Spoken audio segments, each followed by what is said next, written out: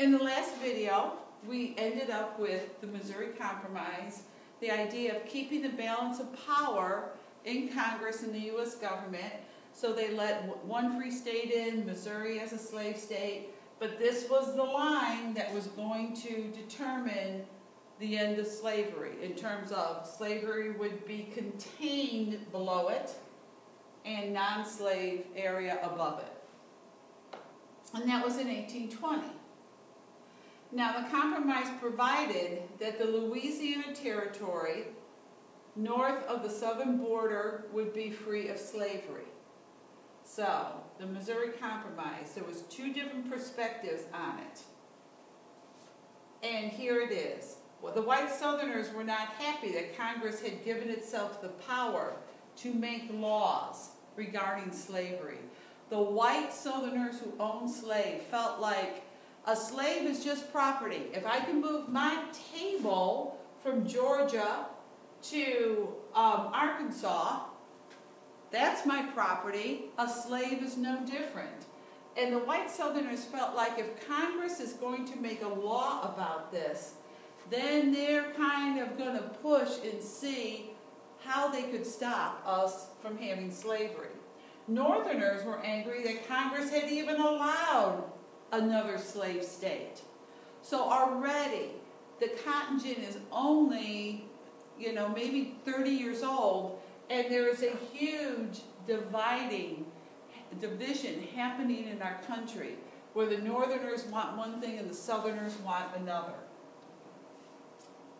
Now, so here we are, and we start adding more states. We have Wisconsin, we have Minnesota, Michigan, we have Iowa, those are all free, and now we've added Arkansas and Louisiana, and we are beginning to really continue to wrestle with the idea of, in this territory here, how are we going to allow slavery to be enacted in this new territory? So, a large part of it has to do with issues we have with Mexico. Mexico, down here, used to be a colony of Spain. And remember that? 300 years earlier, the Mexican conquistadors, they came. The Spanish conquistadors, they came. And so, Spain had all this territory in the Americas.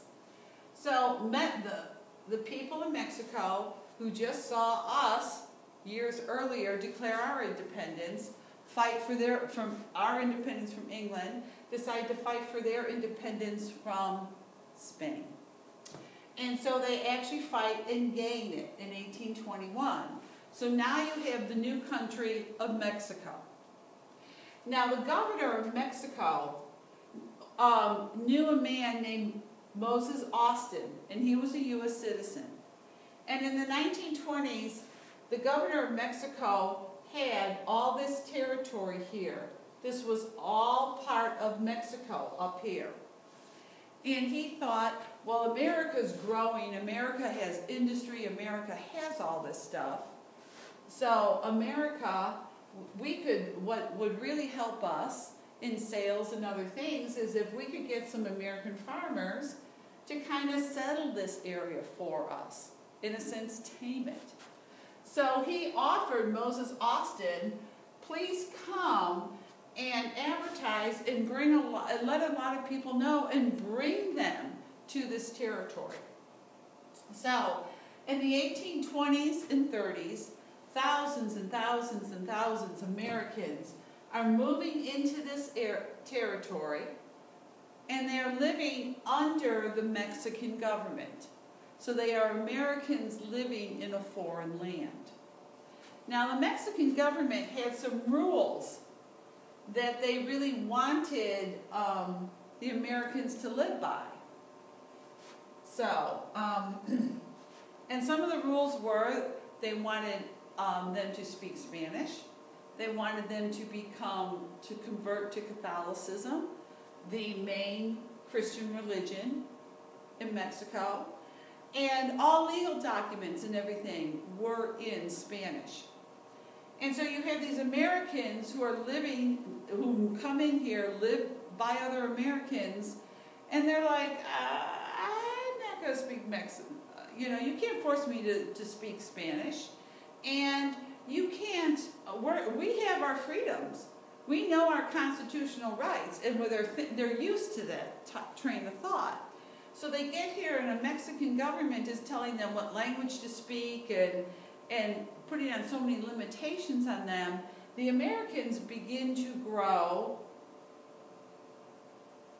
begin to develop a lot of discord with the Mexican government. And they start pushing back, and they start saying, no, we're not going to do this, and we're not going to do that. So the tension grows to the point that the Texans, the Americans living here under Mexico governmental rule, rebel. And they actually declare war. There's a war declared against Mexico. And the Texans go to war with Mexico in 1835. A year later, the Texans defeat, at first they didn't, but within that year they defeated the Mexican forces, and Texas becomes its own country, the Republic of Texas.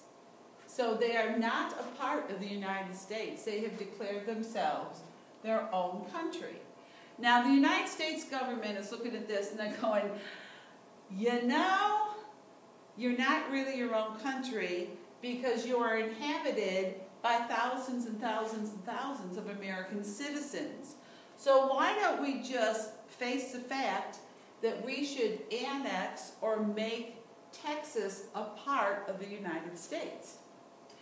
And so the U.S. government passes a law and does that.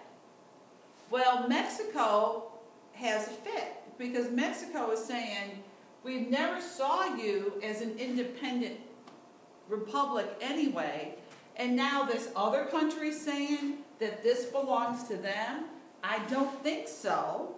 So Mexico declares war for us saying this is a part of our country. So now we're at war with Mexico. And again, Mexico loses. And so this was all this territory that was under the control of Mexico. When Mexico lost this war with us, they lost Texas, and we acquired all this territory, which today we know as the states of California, New Mexico, Arizona, and Utah, and more.